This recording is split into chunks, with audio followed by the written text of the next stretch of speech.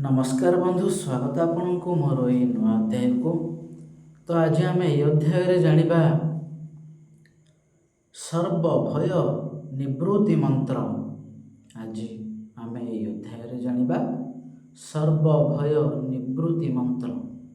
तो चलतु डेरी न करी आरंभ करिबा। मंत्र ओम मुनिराज आस्तिक नमो। प्रयोग या प्रयोग केमिति करिबा चलंतु जानिबा।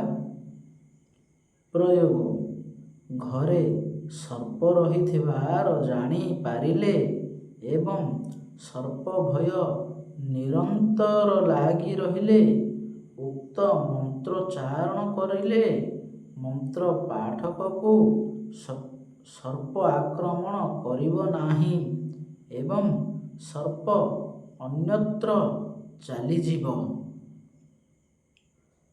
बंधु मु एई मंत्र को आ प्रयोग को पुणी थरे दोहराउछि।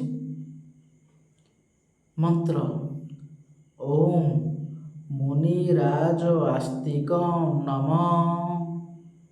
प्रयोग घरे सर्प रहिथिबार जानी पारिले एवं सर्प भय निरंतर लागी रहिले उक्त मंत्रोच्चारण करिले मंत्र पाठक को सर्प आक्रमण करिब नाही एवं सर्प अन्यत्र चलीजीव।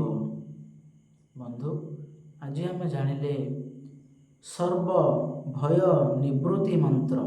आज एतिकी आमे आगामी अध्याय जानिबा किछि नुआ। तो से पर्यंत आपण समस्त को नमस्कार।